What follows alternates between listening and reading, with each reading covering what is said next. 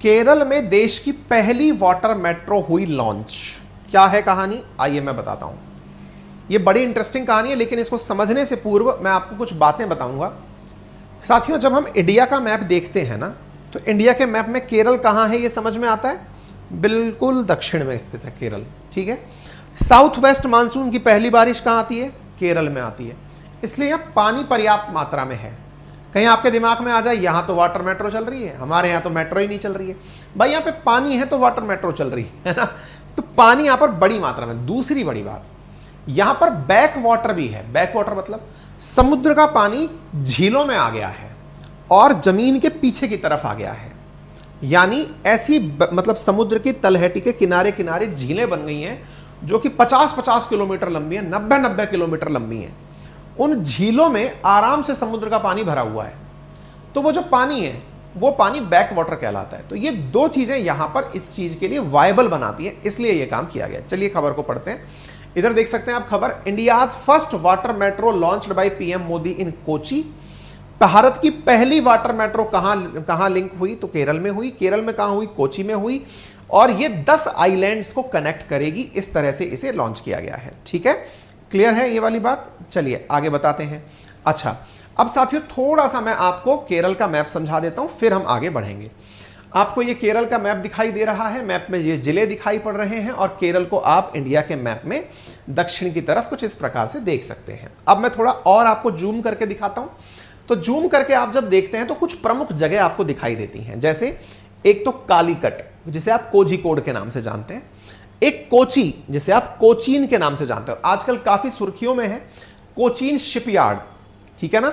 हमारे कई जहाज बनाने के लिए, कई सबमरीन वगैरह, इन सब के लिए आप इसको यहां से चर्चा में रखते हैं। तीसरी चीज है तिरुवनंतपुरम, ठीक है। यहां पर रहा तिरुवनंतपुरम, जो कि यहां की राजधानी है, ठीक है। ये प्रमुख शहर है। इनमें से अगर आप कोची को देखते हैं, कोचीन को, तो आपको यहां पर दिखाई देता है वेम्बनाड लेक लिखी हुई है। अगर विजिबल हो तो बढ़िया है, नहीं तो मैं यहां दिखा देता हूं। ये देखिए, ये रहा वेम्बनाड लेक। इधर की तरफ अरब सागर है, अरब सागर है। अगर आप इंडिया का मैप देखें तो इस तरफ अरब सागर है। अरब सागर के अगर आप इस तरफ चलते हैं तो कोची दिखाई देता है। अरब सागर है, कोची है। कोची में आपको क्या दिखाई दे रहा है, ये कोची शिपयार्ड है। और यहां पर आपको लगी हुई दिखाई दे रही है वेम्बनाड लेक। साथियों, ये झील जो है जिसमें आकर के पेरियार नदी गिरती है, याद रखिएगा, बड़ी इंपॉर्टेंट नदी है ये। हाँ जी, इस झील को 96 किलोमीटर लंबी झील है ये, 96 किलोमीटर लंबी झील है वेम्बनाड लेक। समुद्र से बिल्कुल कनेक्टेड है, समुद्र से कनेक्टेड है। समुद्र का पानी भी इसमें कई बार जा चुका है, इसलिए इसे बैक वाटर लेक कहा जाता है, बैक वाटर। और इसे लगून भी कहा जाता है, बैक वाटर लेक कहा जाता है, ठीक है। अच्छा, अब यहां पर अगर आप ध्यान से देखें तो यहां पर ये जो 1 2 3 4 5 6 करके लिखे हुए हैं, ये असल में एक प्रकार से समझिए वो क्षेत्र हैं जो इस लेक पर स्थित हैं। मतलब इस लेक पर स्थापित जो जगह हैं वो आपको यहां पर दिखाई पड़ रही हैं, ठीक है। आप इधर की तरफ देख लीजिए, ये कोची बैक वाटर लिख रहा है, और यहां पर इन्हीं के बीच में, यदि कभी केरल घूमने जाओगे, आप में से अधिकांश लोग अभी पढ़ाई के टाइम तो नहीं जाते, लेकिन शादी के टाइम में बहुत सारे लोग हनीमून मनाने इधर की तरफ ही घूमने जाते हैं। मैं ये नहीं कहता सभी जाते हैं, कुछ लोग गोवा जाएंगे, कोई कश्मीर जाएगा, कई वैष्णो देवी साइड निकल जाएंगे। उनमें से कई लोग सेकंड थर्ड राउंड में केरला जाते हैं, मैं नहीं जा पाया। यहां पर जो है इस तरह से वाटर बोट बैठी हुई है। वाटर बोट बैठी हुई है मतलब क्या है, पानी बड़ा स्थिर प्रकार का है यहां पे। इस स्थिर पानी में इस प्रकार की नावें जो हैं वो खड़ी कर रखी हैं, जैसे कश्मीर की डल लेक में खड़ी कर रखी हैं। यानी ये जो पानी है ना, ये पूरी तरह से लोगों के लिए यूजफुल है।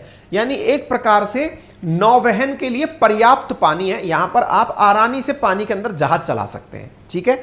जगह के अंदर की तरफ जहाज चला सकते हैं। इसी को ध्यान में रखते हुए यहां पर वाटर मेट्रो शुरू की गई है, ठीक है।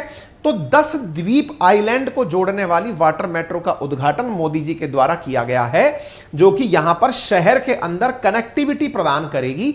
ये इस प्रकार से देखिए, कोच्चि के अंदर जमीन पर चलने वाली भी मेट्रो उपलब्ध है, तो पानी में चलने वाली भी मेट्रो उपलब्ध है। ये पानी में चलने वाली मेट्रो है जो आपको दिख रही है, और ये वेम्बनाड लेक में इस प्रकार से चलेगी, 10 आइलैंड्स को आपस में कनेक्ट करेगी। ये आपको यहां पर दिख रही है। देखो ये झील है, यहां पर इंतजार करते हुए लोग आपको दिखाई दे रहे हैं। ये है जो कोची मेट्रो है, वो इस प्रकार से आपको दिखाई पड़ रही है। ये मेट्रो स्टेशन है जो आपको विजिबल हो रहा है। ये वाटर मेट्रो है। इसमें मेट्रो की सारी सुविधाएं दी गई हैं। जैसे इसके अंदर बैठने की जो सीटें हैं वो बिल्कुल वैसे ही हैं जैसे अपनी मेट्रो में होती हैं, ठीक है ना। इसको कोची शिपयार्ड के अंदर मेक इन इंडिया प्रोजेक्ट के तहत बनाया गया है। इसके अंदर प्रॉपर तरीके से जॉइंट वेंचर भारत सरकार का और केरल सरकार का रहा है। 50-50% के जॉइंट वेंचर के साथ इस वाटर मेट्रो का निर्माण हुआ है। वाटर मेट्रो बैटरी से चलने वाली है, यानी कोई पॉल्यूशन नहीं फैलाएगी। इसमें बैटरी से चार्ज होकर के ही ये वाटर मेट्रो चलेगी और लोगों को एक जगह से दूसरी जगह लेकर जाएगी।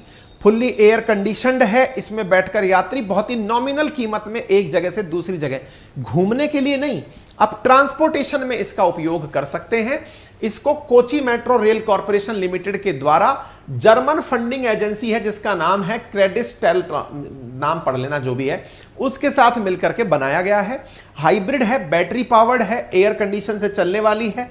मतलब ये जो डिसेबल्ड हैं, विकलांग जो हैं, उनकी सहायता के लिए भी, यानी कि इसमें आसानी से उनको चढ़ाया बिठाया जा सकता है। कौन सी लेक में है ये?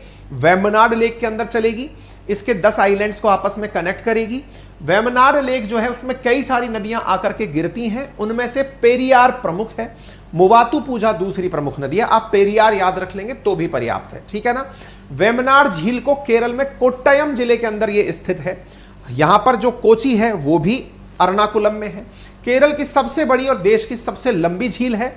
ओणम के समय पर वेम्बनाड के अंदर एक नौका प्रतियोगिता होती है जिसे स्नेक बोट भी कहा जाता है, और यह स्नेक बोट प्रतियोगिता नेहरू ट्रॉफी के नाम से जानी जाती है, ठीक है ना। इस झील में वेम्बनाड कोल, वेम्बनाड कयाल, पुनमादा, कोच्चि झील आदि नामों से भी जाना जाता है क्योंकि यह बहुत लंबी चौड़ी नदी झील है। इस झील के अंदर ही यह काम चल रहा है। उम्मीद है आप लोगों को यह बात समझ में आ गई हो। परियोजना 1136 करोड़ रुपए में बनकर तैयार हुई है।